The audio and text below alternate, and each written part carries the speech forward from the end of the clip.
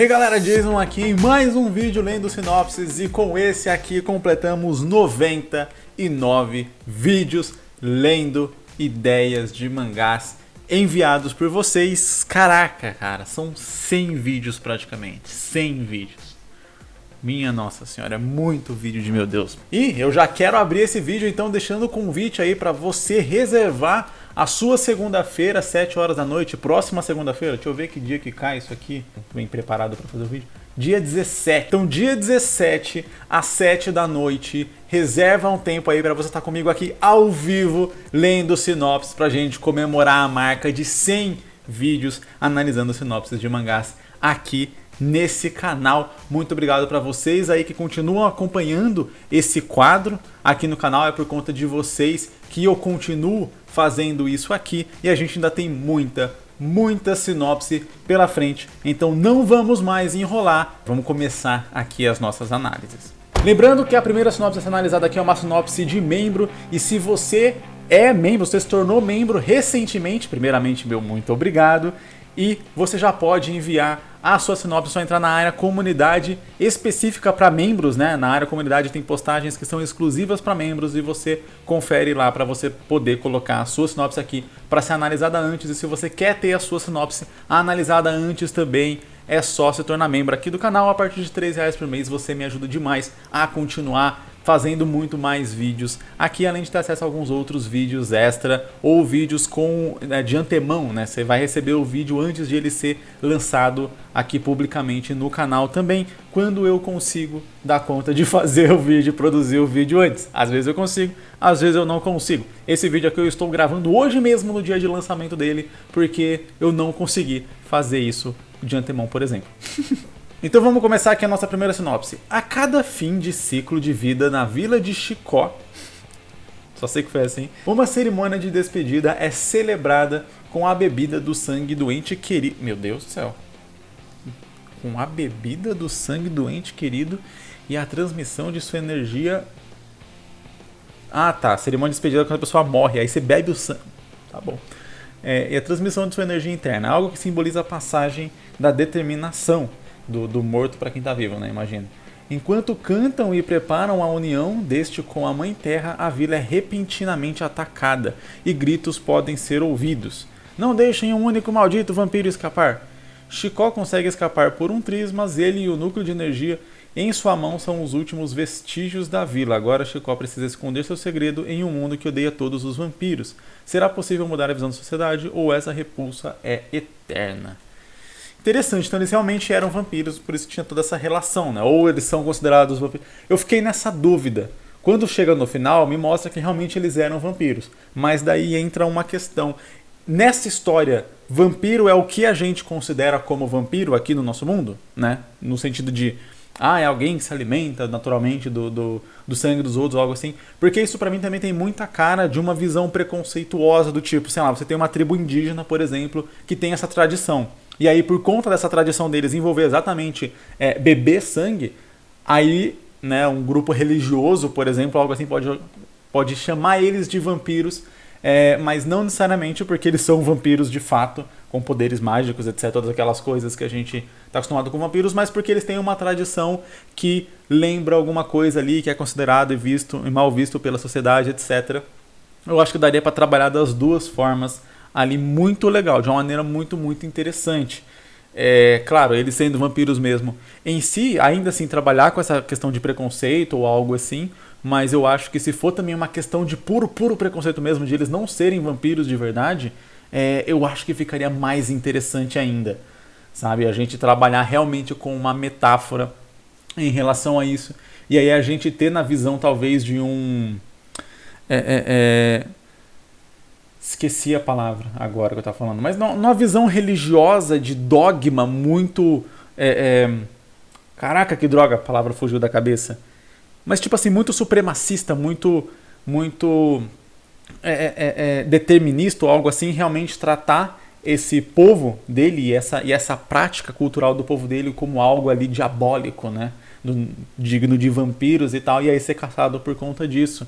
E aí talvez, né, Eu sempre fico meio assim quando o objetivo da história é mudar a visão da sociedade ou é fazer uma coisa muito grandiosa assim, porque né, eu sempre falo, eu tenho Hooligan. Hooligan é uma história sobre sociedade e eu percebo quão difícil é você contar uma história sobre sociedade porque a gente não está resolvido em questão de sociedade até hoje.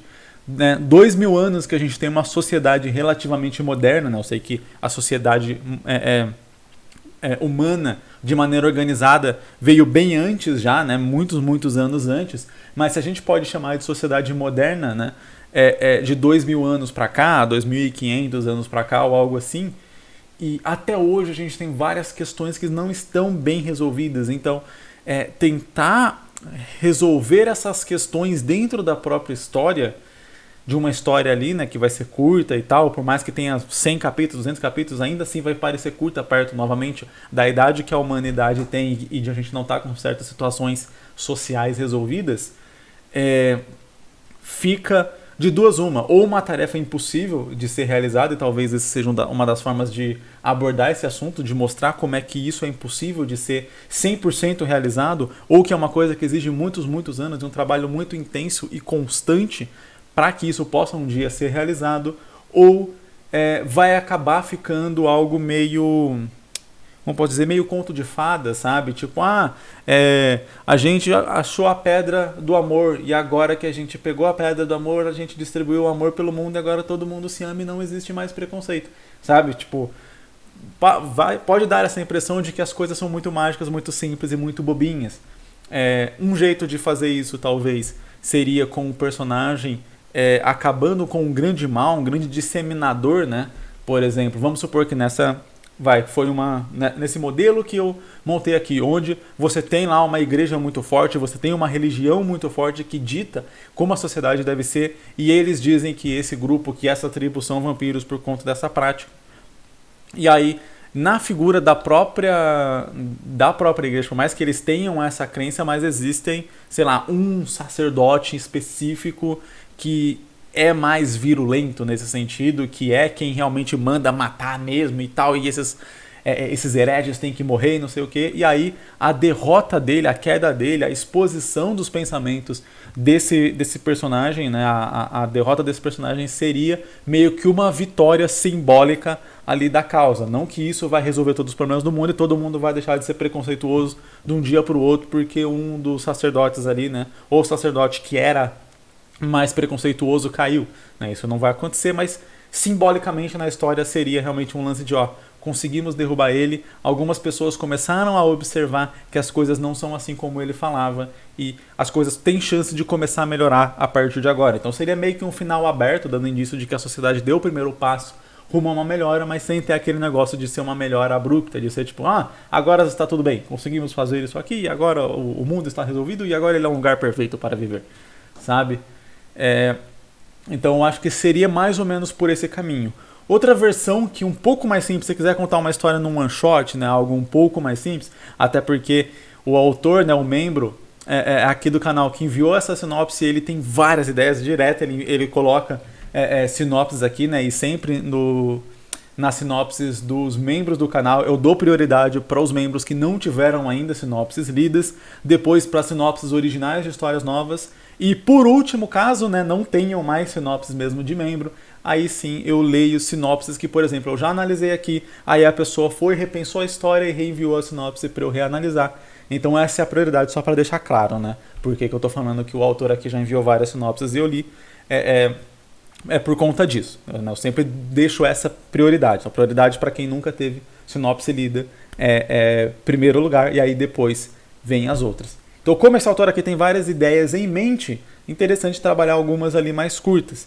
E uma história onde a gente tenta mudar a sociedade geralmente é uma história que acaba sendo mais longa, a não ser que a gente tente criar um microcosmos ali. Então, em vez de ser a sociedade como um todo ser um lugarzinho específico, uma cidade específica, uma capital específica, uma coisinha assim, onde a gente consegue fazer uma mudança maior, mas dentro de um polo menor, né? Dentro de um microverso ali, não no mundo inteiro, na sociedade mundial como um todo.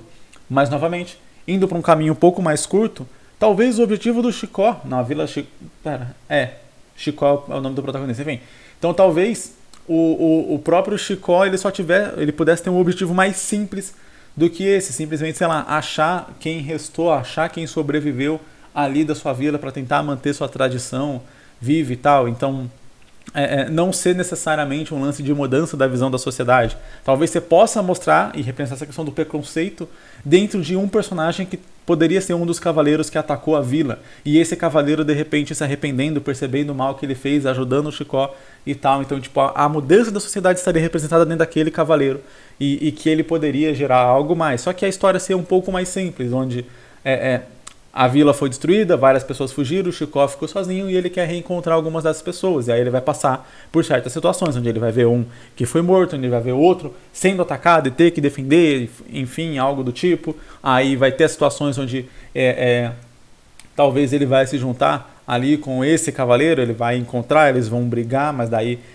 o cavaleiro vai entender o lado do Chicó, e aí vai ter essa renovação, essa esperança que ele pode ajudar o Chicó, de repente a enfrentar o capitão ali, que era o cara que fala, não, vai lá e vai matar esses vampiros de merda e não sei o que, sabe? E aí você deixa a história ainda mais num microcosmos ainda, você não aborda toda a sociedade, faz todo esse negócio mega complexo, você foca só ali, ele quer juntar a família dele, e aí termina meio que com isso, o cara consegue lá derrotar o capitão, entende que o capitão cometeu crimes e tal, e vai levar ele para ser julgado ali, consegue convencer de repente os outros soldados que eles todos cometeram crimes e que eles têm que ser julgados, e eles mesmos deixam ali, ajudam de repente aquele grupo a refazer, reconstruir ali o território deles e tal, enfim. Sabe, tem alguma coisa ali que mostra, tipo assim, ó, existe uma esperança nessa sociedade, apesar de tudo que aconteceu aqui, mas com um objetivo não tão amplo, assim, um objetivo simples de, eu quero encontrar ali os sobreviventes, e aí isso acaba gerando as consequências na sociedade, mas meio que como uma consequência da trama que está sendo feita ali, que, como eu disse, é uma trama muito mais simples. Nossa próxima sinopse chama-se A Terra Além.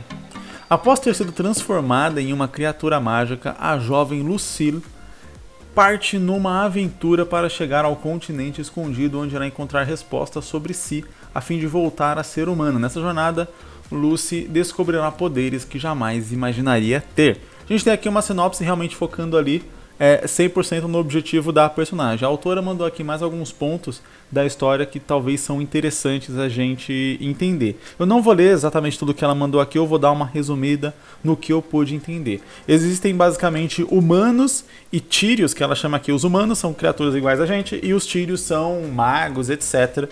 E aí basicamente houve uma guerra entre eles porque os humanos queriam evoluir tecnologicamente e os tírios não queriam que isso acontecesse, provavelmente porque eles tinham magia, eram mais poderosos, estavam no comando. E aí, obviamente, eles não querem que uma nova potência se iguale a eles. E aí, pelo que eu entendi, os humanos criaram uma experiência para poder criar uma criatura com magia, né? Um humano com magia, que seria essa Lucille, né?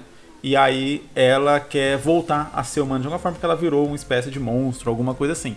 Não sei se essa criatura que a autora se refere aqui seria realmente com aparência monstruosa, ou seria um monstro só, tipo uma criatura do ponto de vista de que, bem, você não é um tírio, já que você não nasceu naturalmente assim, mas também não é humana porque você foi ali misturado de alguma forma. Pode ser algo nesse sentido, mas que não necessariamente isso envolva algo na aparência física da Lucille.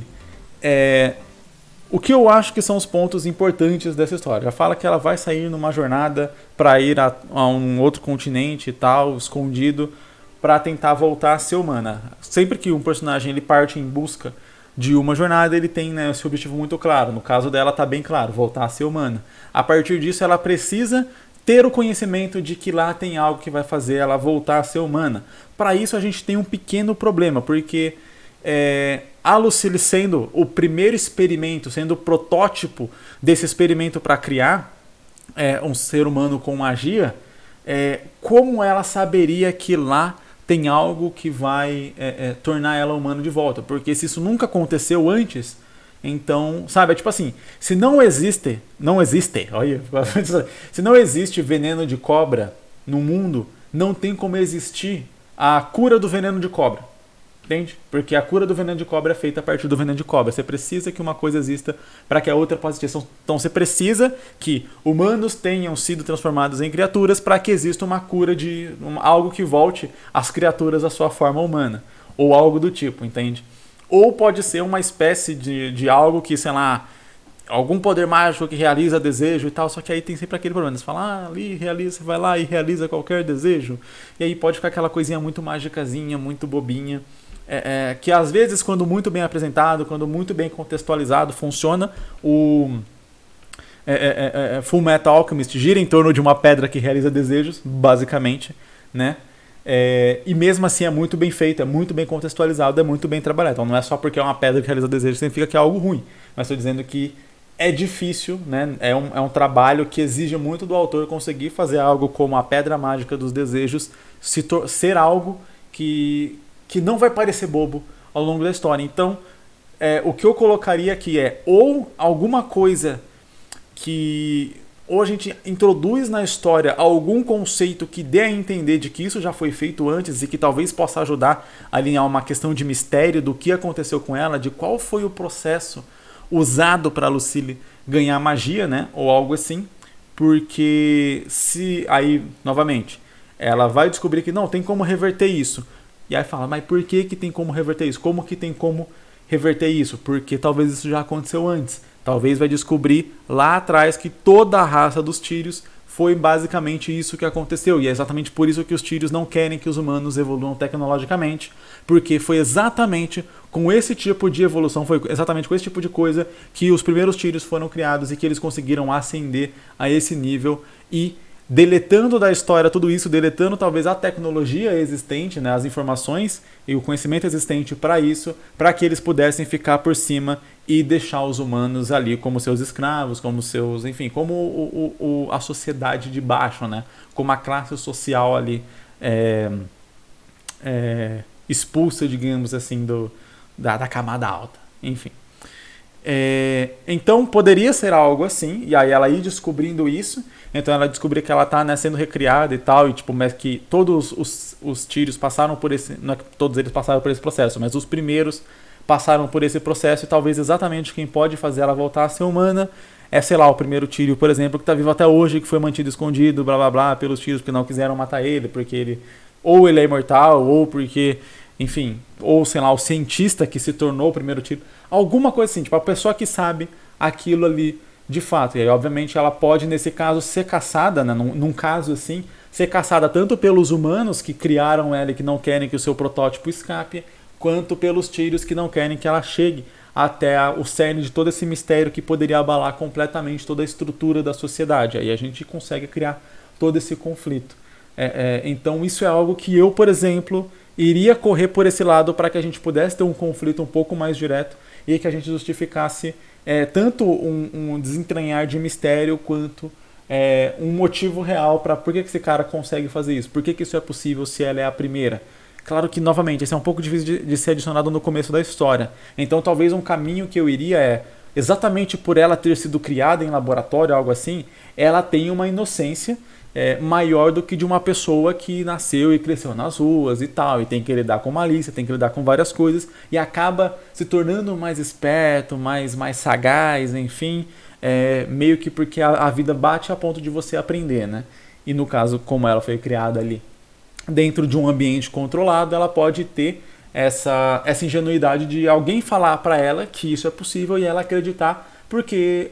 Enfim, se ela não acreditar nisso, ela vai acreditar em quê? Que ela vai ficar ali e continuar sofrendo, né, sendo vítima dos experimentos ali para a vida inteira. Então, faz sentido, a princípio, se usar essa, vamos dizer assim, essa ingenuidade dela para manipular ela, talvez, pode ser até por parte de um vilão ou de alguma coisa assim, né, querendo manipular a personagem. E aí, nessa jornada que a princípio ela está sendo enganada, ela descobre sim que tem alguma coisa, que tem algo ali, tem algo a mais e tal, e aí ela se confirma na sua convicção. Talvez quando ela chega lá, o cara nem vai poder transformar ela de volta em humano, novamente, talvez não exista, talvez seja um processo irreversível, mas daí ao longo da jornada ela talvez vai se aceitar mais, vai entender, e ele vai poder dizer pra ela que ela por mais que o que fizeram com ela foi algo horrível, ela ainda é uma pessoa, ela tem sentimentos, etc. E isso não quer dizer nada, ela não precisa ser humana para poder ser perfeita, digamos assim. Seria um aprendizado interessante, uma jornada interessante e que geraria uma mudança muito grande para o próprio mundo, né? Entender que os Tírios não são, sei lá, seres mágicos escolhidos por Deus para ter magia e dominar o mundo, mas sim só um experimento também que foi ali evoluindo e que eles, por vontade própria, quiseram deixar os humanos ali como uma casta inferior. Quero lembrar aqui que as sinopses que a gente está lendo são de maio de 2022, né? Eu esqueci de falar isso no começo do vídeo, mas é maio de 2022. Vivem me perguntando aqui para falar isso nos comentários. Geralmente eu comento, né, em alguma parte do vídeo, e aí quando a pessoa fica perguntando isso, é uma pessoa safada. Ela só quer ver a sinopse dela. Eu entendo, todo mundo quer ver a análise da sua sinopse, mas a pessoa não assiste o vídeo. E aí ela fala, não, você não falou que mês que tá? Às vezes eu falei lá no final do vídeo, você que não viu, que nem agora eu tô falando no meio. Então tem que assistir pra saber. Enfim, o nome da próxima sinopse é Olho do Dragão. A Terra de Dracones é um local onde os humanos podem se transformar em dragões e usar seus poderes. Nela existe, não eu tirei nada. Nela existe um velho mestre chamado Fabian, capaz de usar o poder do dragão branco que já vê seus dias contados. Fica parecendo que é o nome do dragão, tipo, o dragão branco de olhos azuis, é o dragão branco que já vê seus dias contados, é o dragão velho, muito bom. Ele busca um sucessor dentre seus 3 alunos, Lucille de novo, aí ó, saiu da outra história e veio pra cá. A mais jovem e que falta experiência, John, que possui um ego inflado, deseja poder por conta dos traumas de sua infância, e Hannah, a mais preparada dos 3.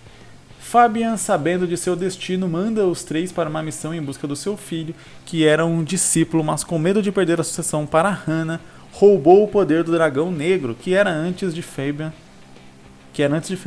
junto do dragão branco. Tá, ele tinha uns 2, o cara podia, ok. Antes de partirem na sua missão, os 3 vão a uma pedra mágica chamada de Ouro do Dragão e veem uma imagem do futuro. Lucille se vê derrotada, Hannah se vê como sucessora, mas só isolada e afastada de seus amigos, e John vê Hannah como a sucessora. A partir desse momento, eles aproveitam a missão e cada um começa a agir para evitar o indesejado. Lucille se torna prepotente e quer resolver tudo só. Hannah foca em fortalecer suas relações pessoais com os 2 e John busca ficar mais forte para evitar que a rival ganhe o poder do dragão branco. Mas mal sabia eles que tentar fugir disso os levaria a um fim trágico. Entendi. Pra mim, eu tenho um pequeno problema só com essa história. Eu gostei de um modo geral aqui. Tem algumas dúvidas que surgem conforme eu vou lendo. Uma dúvida é como que o cara tirou o poder do dragão negro do outro maluco. Enfim, é sempre uma dúvida que com certeza vai surgir. Mas a coisa que eu realmente não gostei assim na sinopse é o lance de a Hannah parecer que não tem defeitos. Ela parece o ser iluminado e perfeito. Quer dizer, ela é a melhor para ser sucessora, ela realmente vira sucessora. E o único lance dela é que tipo, ela ficou sozinha ali no final e ela não quer, por isso ela vai,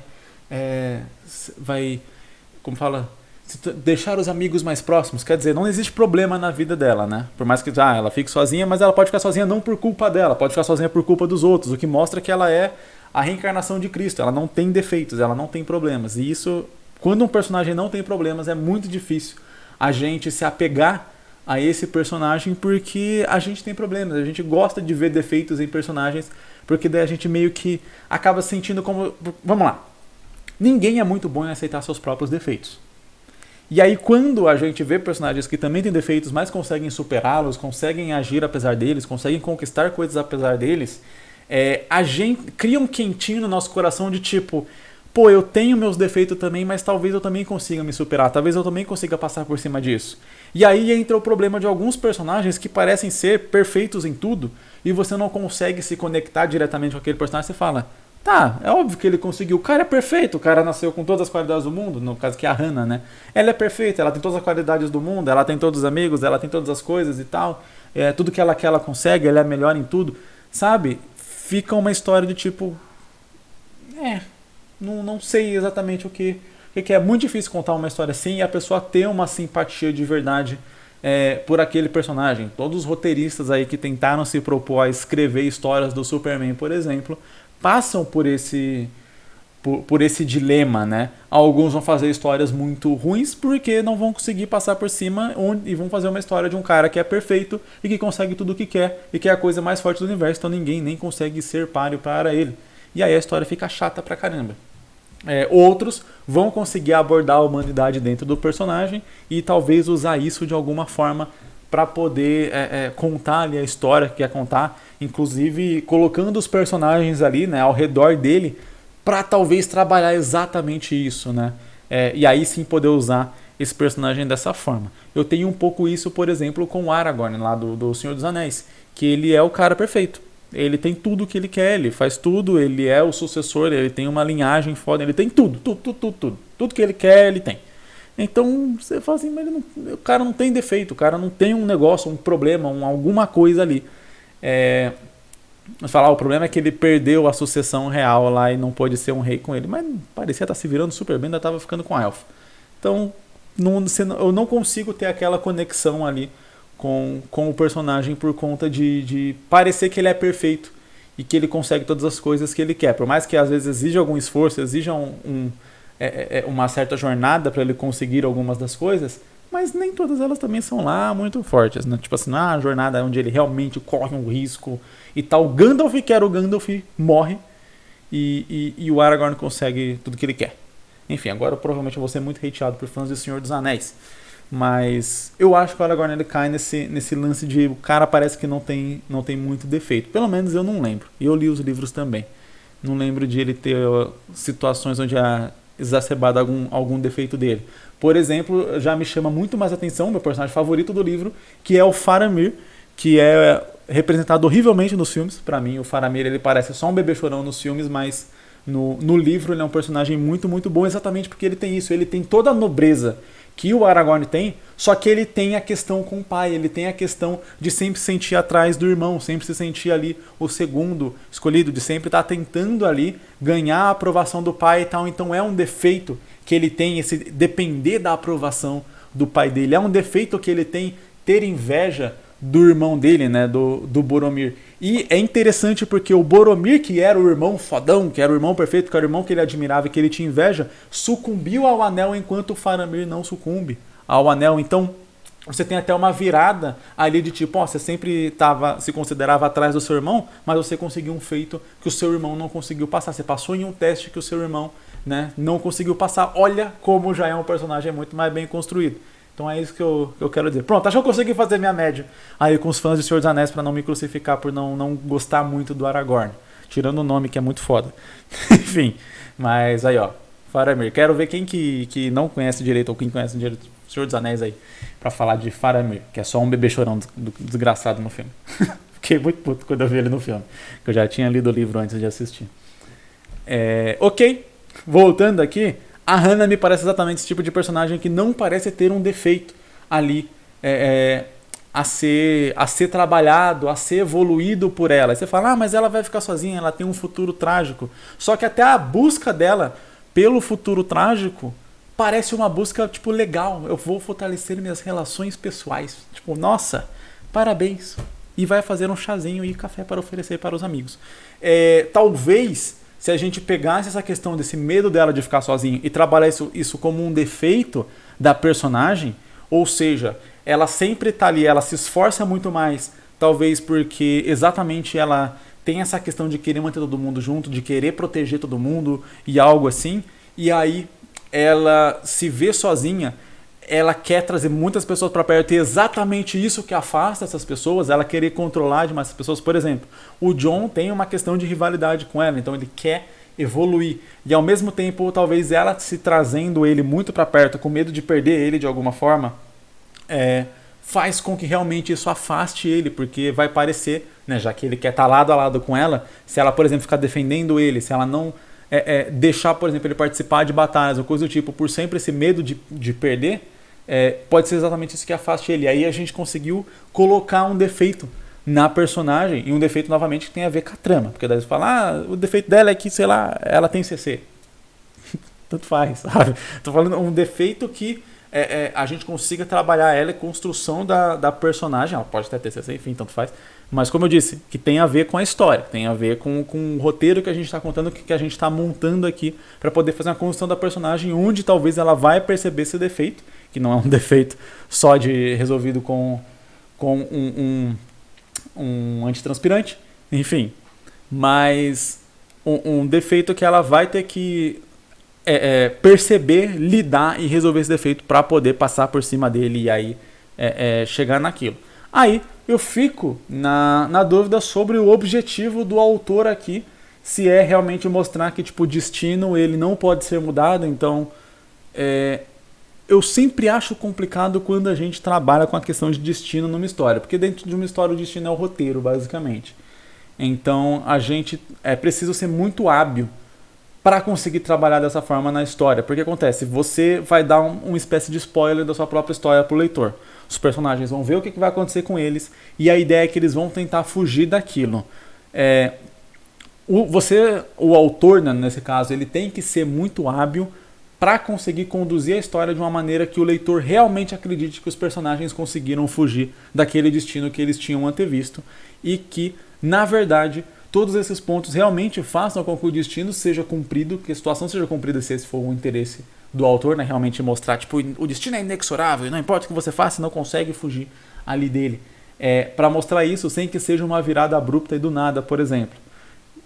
Eu quero dizer aqui, é preciso pensar em cada situação de modo que essa situação ela leve tanto para um lado quanto para o outro, mas que o seu leitor consiga acreditar que os personagens estão conseguindo fugir daquele destino.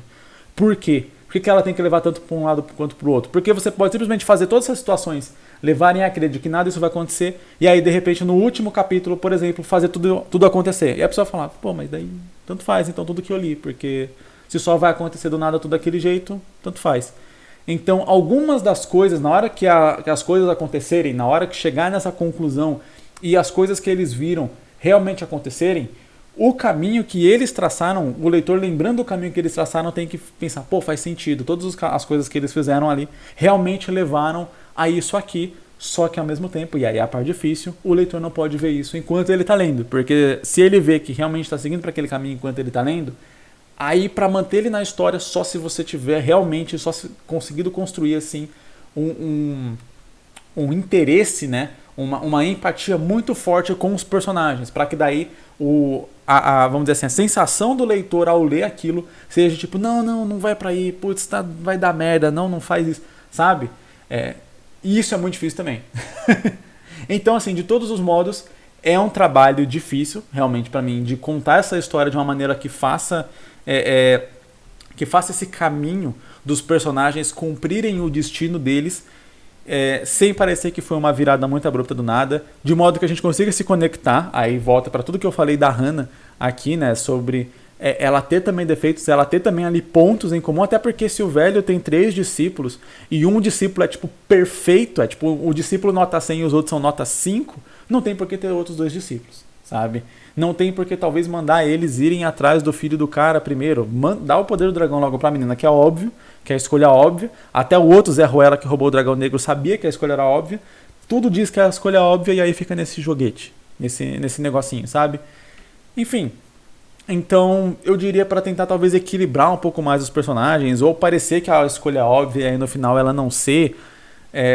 Só que daí se a ideia é completar um negócio e ela realmente é ser a sucessora, enfim. Tem várias coisas aqui que eu retrabalharia um pouco, eu pensaria um pouco melhor ali, pra gente poder encaixar isso daí na trama e conseguir seguir de uma maneira que seja interessante, que os eventos realmente deixem o leitor sem saber muito o que vai acontecer ali no final, mesmo eles tendo dado essa espécie de spoiler, né, do final da história, que é com essa visão aí do futuro. Haru e os Cristais Mágicos é o nome da nossa última sinopse aqui de hoje. Ao sofrer um grave acidente e se afogar em um lago, Haru acorda em um mundo selvagem e primitivo. 5 cristais antigos com poderes desconhecidos, azul, verde, amarelo, laranja e vermelho, espalhados pelas costas de um titã bioma, uma tartaruga crocodilo gigantesca carregando uma imensa floresta em suas costas. Habitat de feras monstruosas e criaturas bizarras dominada por um ser com planos malignos. Haru perdeu a memória e terá que explorar essa estranha floresta cheia de... Eu acho que eu já li essa sinopse aqui no canal. Ou se eu não li, ela é muito, muito, muito parecida com uma que eu já li. Perde memória e vai ter que explorar a floresta cheia de monstros à procura de respostas de como chegou nesse lugar e como vai voltar para casa com vida. Eu realmente não tenho certeza se eu já li ou não, mas eu lembro que na sinopse que talvez ou era mais ou menos essa, ou era exatamente essa aqui, eu comentava a respeito de qual que é a necessidade da personagem perder a memória se a gente vai mostrar que ela se afogou num lago e aí foi parar nesse mundo? Sabe? Uma coisa é, você tem um personagem sem memória, vivendo ali e tal, e aí ele vai recuperando as memórias ao longo da história. Mas se você começar mostrando quem que era ele, perde um pouco de sentido o lance de ele perder a memória. E se ele quer voltar pra... Vou voltar pra casa com vida, mas você não tem memória, você não sabe que tem uma casa. Sabe? Me parece mais que, tipo assim, teve algumas referências, algumas ideias, e aí as ideias foram colocadas e encaixadas aqui, mas sem pensar muito no objetivo, né, como autor contando a história, dessas ideias estarem ali. Talvez falar, não, vai ser legal perder a memória porque daí ele vai ter que descobrir quem ele é. Tá, mas você mostrou quem ele é no começo da história. Mas fala, e é uma história da pessoa que foi para outro mundo, mas quer voltar para casa. Mas se ele não tem memória, como que ele sabe que ele tem casa para voltar? Então as coisas não se conversam muito bem. E aí é o que eu sempre falo, é bom a gente, às vezes, contar essas ideias para amigos, essas coisas assim, porque às vezes eles vão se perguntar essas coisas que a gente não se pergunta na empolgação de fazer a história. E aí quando vem a pergunta, eu falo, é verdade. É verdade, como que ele quer voltar para uma casa que ele não lembra que existiu e por que que eu vou fazer ele tentando descobrir quem que ele era num mundo que não sabe quem que ele é? Primeiro, que nem faz sentido isso. Ele tentar descobrir quem ele é se aquele mundo não é o mundo que ele existia, então não tem como ninguém dar essa resposta para ele, porque ninguém ali de fato conhecia ele, não tem nada ali do passado dele naquele mundo para ele recuperar a memória. E a gente perde diretamente o objetivo principal dele, que é voltar para casa. Enfim. Ou ela, né? Haru. Enfim, Haru é um nome tanto feminino quanto masculino, então aí complica um pouco a vida. Chega no acidente, se afogaram em um lago, acho que não tem nada aqui. Haru perdeu a memória, tem essa floresta, blá blá blá, como chegou nesse lugar. Não tem nada aqui que diz se é homem ou mulher, a Haru ou o Haru. Enfim, de qualquer modo, era isso que eu tinha comentado na sinopse, que era muito, muito parecida com essa aqui. Então, me parece mais que teve algumas ideias, mas que essas ideias estão em estágios muito, muito iniciais ainda do desenvolvimento. Às vezes, vamos lá, quando a gente está criando uma história, eu sempre falo, a primeira coisa que acontece é que a gente tem várias ideias. E muitas vezes a gente passa anos só cultivando essas ideias que a gente tem sem nunca transformar elas numa história de fato. Ideias são, o personagem se afogou num lago, tem um mundo ali com cristais, biomas, tartaruga, crocodilo, que fica gerando que tem uma floresta nas suas costas, tal. Isso são ideias. A gente não tem uma trama. Aqui, a gente não tem uma história desenvolvida. Uma história, ela tem ali os acontecimentos que vão gerar a sequência de acontecimentos, os objetivos dos personagens envolvidos, o desenvolvimento daquele personagem que está envolvido, né, começo, meio e fim, diretamente. E muitas vezes, como eu disse, quando a gente não tenta fazer a história de fato, não tenta começar a colocar aquelas ideias no papel, colocar aquilo de fato, a gente, como eu disse, fica cultivando essas ideias. E tem várias vezes que fala, eu tô há anos pensando nessa história, mas você tá só há anos colecionando ideias. Então, tipo, nossa, eu imaginei que ia ser legal ter uma espada mágica de fogo. Check, ideia anotada. Nossa, que legal que seria se tivesse uma luta numa ponte que tá caindo. Check, ideia anotada.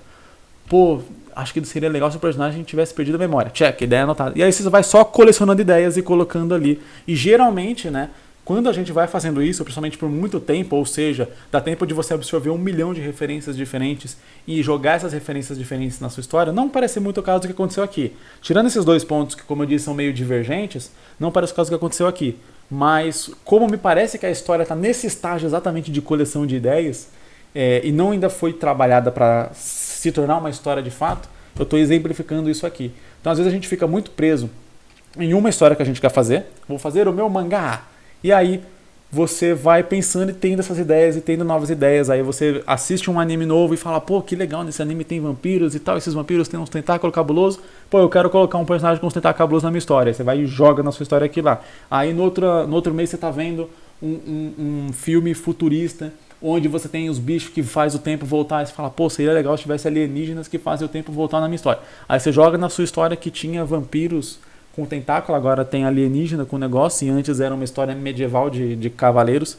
E aí a coisa vai virando um rocambole, e geralmente quando chega no ponto você fala assim, quer saber? Cansei, vou fazer meu mangá de fato. E aí você vai, senta e vai fazer seu mangá, e você não consegue fazer, porque você tem muito mais ideias, e essas ideias estão muito dispersas, não estão conversando diretamente uma com a outra, e elas são só ideias, não são uma história ainda, e você fica ali travado. Então, Nesse sentido, é importante que o quê? A gente consiga separar essas ideias em quais ideias que fazem sentido realmente de fato naquela história. Então, beleza, você quer fazer um personagem que não tem memória e que está buscando as suas origens? Dá pra fazer, faz um mangá sobre isso aí. Você pode até colocar como um personagem secundário dentro dessa própria história, mas se o objetivo do personagem principal é voltar para o mundo que ele tinha antes, e se a história vai mostrar, talvez vai ser a cena de abertura da história, esse personagem se afogando num lago e indo para um outro mundo, então não faz ele perder a memória, porque ele precisa ter memória para ele poder ter seu objetivo. É uma coisa, né, chama condição sine qua non, aí, ó. Que é uma condição do latim sem ela não, né? Então assim, é uma condição que sem ela não acontece a história. Se o personagem não tiver memória, ele não tem como querer voltar para casa, porque ele não lembra que tem casa para voltar. Então, são histórias que são separadas. E aí, quando a gente vai querer criar, vai querer começar de fato nosso mangá, querer transformar nossas ideias em história, a primeira coisa é entender quais ideias combinam com aquela história e quais ideias podem virar outras histórias futuramente. E aí, pegar, né, separar essas ideias em histórias diferentes e falar, ok, qual é a história que eu vou querer contar. E aí, a partir daquelas ideias específicas, você montar uma história, montar uma ordem lógica de acontecimentos, entender quem é um personagem, entender qual é o objetivo dele, ou seja, né, a partir do objetivo, entender qual que vai ser o final da história que você quer ali, que geralmente vai ser com o personagem conseguindo ou não conseguindo realizar o objetivo dele ali, geralmente vai ser isso, né? Então é um personagem que quer algo e no final ele vai conseguir ou não vai conseguir aquele algo que ele quer, ou ao longo da história ele vai aprender que aquilo que ele queria não é nada e aí ele vai ressignificar aquilo para poder conseguir algo ali que realmente era o que talvez ele precisava. Então tem às vezes essa relação também, né? O personagem, eu quero, sei lá, eu quero ser rico, vamos supor. Então o personagem ele quer ser rico. E aí ele queria ser rico porque ele queria ser rico para dar uma boa vida para a família dele.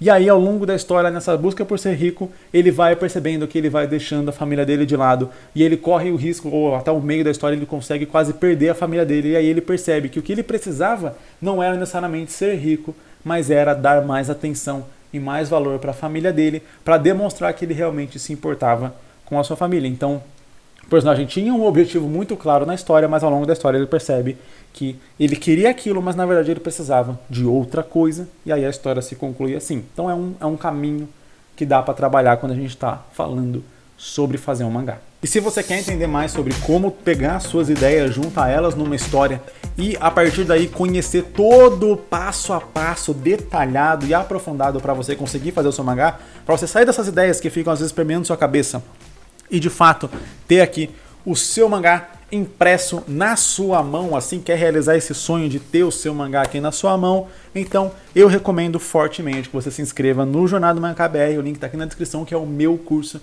de como fazer mangá. Você talvez já seja inscrito aqui no canal, talvez já tenha assistido vários vídeos aí, você sabe que eu falo sobre isso, eu trabalho com isso, eu vivo disso, eu faço mangá há mais de 10 anos, se bobear hoje já faz mais de 15 anos, eu foquei no número 10. E aí os anos vão passando e eu continuo falando que eu faço há 10 anos. Mas eu acho que já faz mais de 15 anos que eu faço mangá. E aí eu resolvi juntar tudo que eu sei, tudo que eu aprendi ao longo desses anos, porque eu tive que aprender muito na raça, porque não existia esse tipo de canal igual o meu aqui, e esse tipo de curso igual o meu aqui.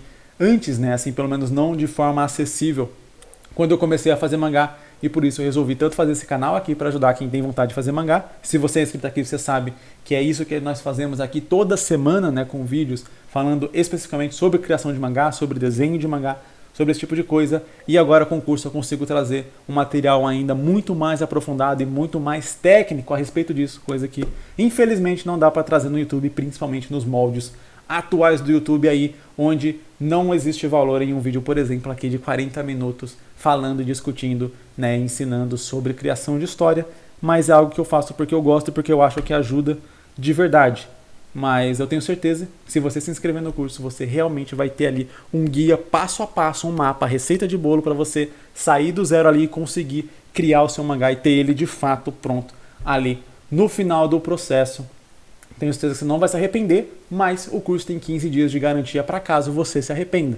Eu tenho certeza que você não vai, e é por isso que eu deixei ali 15 dias para você assistir às aulas, poder conferir, e se você não gostar, você pode pedir o seu dinheiro de volta 100% em até meio mês, cara. Então, essa confiança que eu tenho, porque, como eu sempre falo aqui, é o curso que eu queria ter feito lá atrás quando eu comecei a fazer mangá, mas ele não existia, só que agora existe. E é isso, muito obrigado para você que assistiu o vídeo, deixa o like aqui embaixo para dar uma força pro canal, se torne membro aí caso você queira ter a sua sinopse lida com antecedência, ou caso você não possa tornar membro, né? O seu like aqui, seu comentário ajudou demais, e se você quiser enviar sua sinopse para mim, aqui na descrição tem um vídeo onde eu mostro passo a passo como você pode montar sua sinopse e enviar para mim. Eu mostro ali fazendo e tal para você enviar para saber como ter sua sinopse lida aqui no quadro. Vejo você em um próximo vídeo. Aliás, lembrando, segunda que vem, live às 7 horas, lendo sinopse aqui com vocês. Falou!